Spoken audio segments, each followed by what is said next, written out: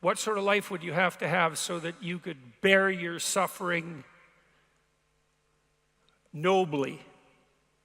That's a good question to ask yourself. Now, and so we had people just write for 15 minutes. If you could have what you wanted and needed, what might that look like? And there's an instruction there too, is do it badly. Because what the hell do you know? And besides, your vision's going to change as you progress through your life. And so you're not going to get it done perfectly, but that's okay. Get it down. Get a rough first draft down, right? A rough approximation of who you could be if you got your act together. Not who other people think you should be, you know? Although that might enter into it because you don't want to be completely...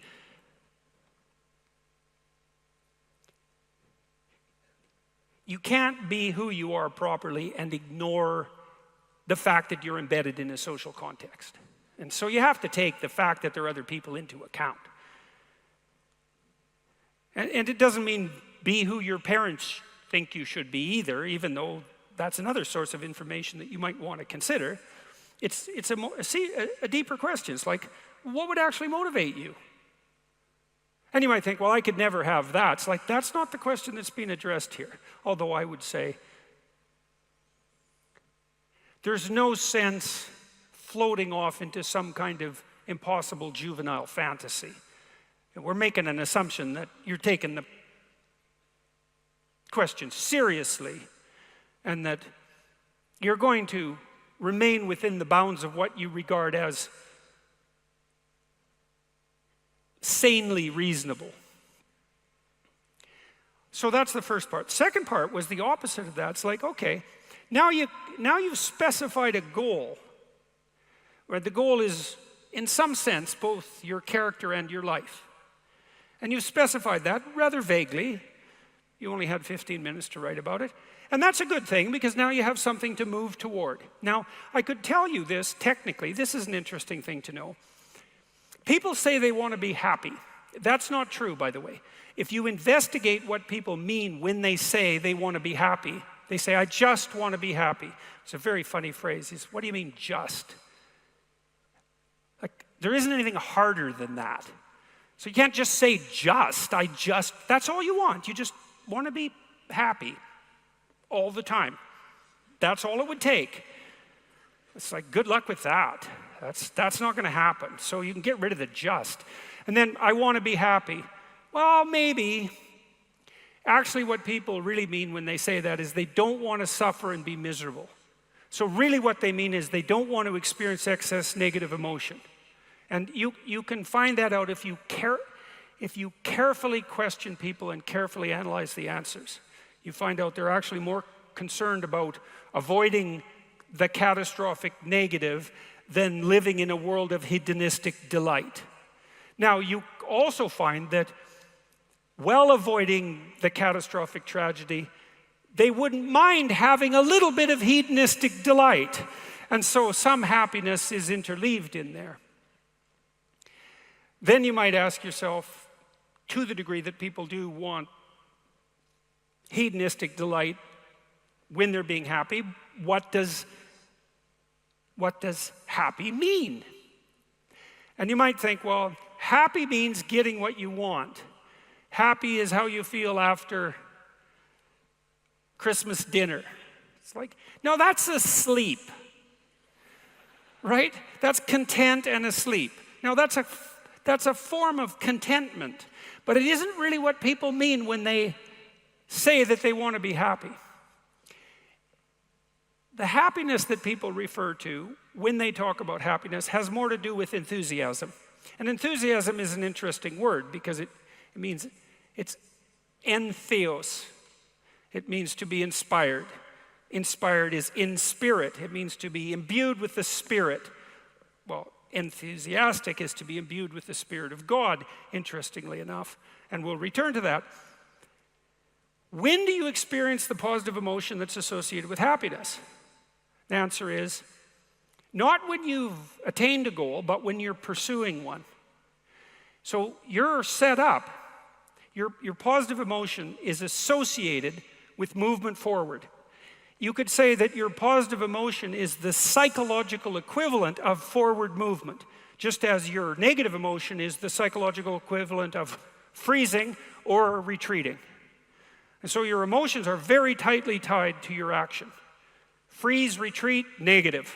Advance towards a goal, positive. No goal, no positive emotion. Now, if you don't remember anything else from tonight, that's a good thing to remember. No goal, no positive emotion. A corollary of that as well is no goal, confusion. So no goal not only means no positive emotion, it also means confusion, and confusion means anxiety and dread. And so a life without a goal is confusing and hopeless. And that begs a question, well, what should the goal be? And that's partly what we're trying to establish. You wrote for 15 minutes, you try to develop a vision for your life. Now you have something to move toward. That sets up the precondition for potential positive emotion and happiness. What else do you need to motivate you? Well, how about negative emotion? So what do you do with that? Well, negative emotion can stop you. You might think, well, I'd like to get a better job, but I'm afraid of putting myself out in the job market. I'm afraid of being evaluated. I'm afraid that if I tried something more difficult, I might fail. Then you have your negative emotion opposing you, right? It's anxiety is stopping you. And fair enough, because there are things to be anxious about. But what if you could get your negative emotion behind you, pushing you instead of stopping you? Sometimes in my clinical practice, I would have clients who hated their job. They're laboring under the thumb of a tyrant. And maybe that was partly because they'd turned themselves into slaves. But it didn't matter. They were laboring under the thumb of a tyrant. They needed to make a move, laterally or up. They needed to make a move. And they were often afraid to. And they had their reasons. They didn't want to contemplate their resumes. They didn't want to open up their CVs. They didn't want to face the inadequacies of their past. They were afraid of being evaluated. They were afraid of being rejected. They didn't know how to negotiate. They didn't know how to conduct themselves in an interview. They were afraid of losing the security they'd already built up. They had their fears, and they were real, and those fears stopped them. But they'd come to me and say, oh my God, I'm so miserable. My life is so miserable, and we'd take that apart. And one of the reasons was because they were laboring under the thumb of a tyrant. And then we'd talk that through, and they'd say, well, I'm afraid to make a change. And I'd say, well, that's okay. That's understandable. How afraid are you of not making a change? Let's make a little vision of that. You're 35, you hate your job. What's the consequence? You're not motivated, you don't want to get out of bed in the morning, you're starting to get depressed, you're getting bitter, you're getting resentful, you're getting cynical, you're amotivated at work, you're not doing a very good job, and you're starting to shrink. Now play that out for 10 years. You don't change it, you don't fix it. And what happens? Well, it's not like it's going to get better of its own accord. What's going to happen to you? Well, for sure, at minimum, what's going to happen to you is you're going to be in the same situation, but 10 years older. And if you can't get out of that situation now, what the hell makes you think you're going to get out of it in 10 years? You're 10 years older, you're 10 years more bitter, you're 10 years more cynical. Maybe by that time your marriage has collapsed because who the hell wants to live with you? You're even more of a slave than you were because you've labored another 10 years under the thumb of the tyrant and stepped backwards every time you were asked to, so you got smaller and smaller as the tyrant got bigger and bigger. It's like, think about that, and that means imagine it. Imagine that, okay? Now that's the situation. You're stuck where you are, but it's 10 years from now. And when I say think of that, I mean imagine that. It's like really play it out. It's like, you know how miserable you are now? You're afraid of making the necessary changes, but you know how miserable you are now. Just imagine how miserable you could be in 10 years. And in all likelihood, what you'll find is that you're way more afraid of that than you are of whatever's stopping you in the present. It's really useful to know what your own particular brand of hell might be. And so one of the things we do in this writing exercise is have people do the reverse. It's like, okay, so imagine now, 5 years from now, you've let whatever temptations you're particularly susceptible to have the upper hand. And they've augured you into the ground. You know, one person's an alcoholic, another person's a criminal, another person's living on the street, someone else is like skirting the edges of prostitution, somebody else is narcissistic and bitter, somebody else is depressed and anxious. You know where you would fall off the edge of the earth if you fell off in whatever direction you're prone to fall off. Everyone knows that, but we avoid that. You know, that's rule 3. Do not hide things in the fog. Is that the rule? Do not hide unwanted things in the fog. Yeah, well, we often won't allow ourselves to imagine the catastrophe that we're pursuing. Let's say through inaction.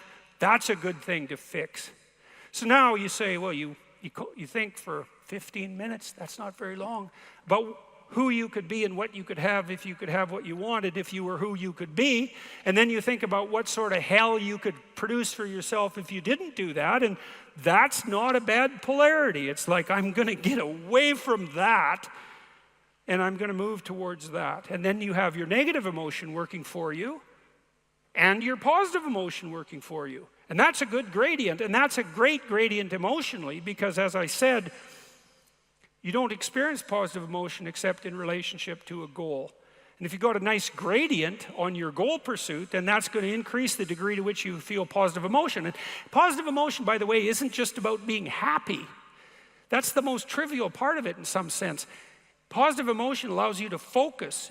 It's the soul of concentration. It's the essence of enthusiastic motivation. When you say, I really want to do that, that statement is predicated on the existence of positive emotion. It's the fact that the goal beckons to you that makes you say, I want to do that. And you know how much easier it is to do something you want to do than to do something you don't want to do. And that ease is actually a consequence of the activation of the system that governs positive emotion. And you might ask yourself, well, how powerful a system is that? And I would say, well, almost all of the drugs of abuse that people are most prone to abusing are abused because they activate the positive emotion system. So cocaine, methamphetamine, heroin is also a painkiller, but it has a psychomotor stimulant element. That's the technical term for the pharmacological effect of pharmacological agents on the positive emotion system. Psychomotor stimulation, psychomotor because it's associated with movement forward. And cocaine is such a powerful drug because it makes you feel like you're doing something worthwhile. That's the system it hyperactivates. And so it's a primary system of motivation. It's as old as forward movement itself. It's a cardinal source of meaning. And it only manifests itself in relationship to a goal.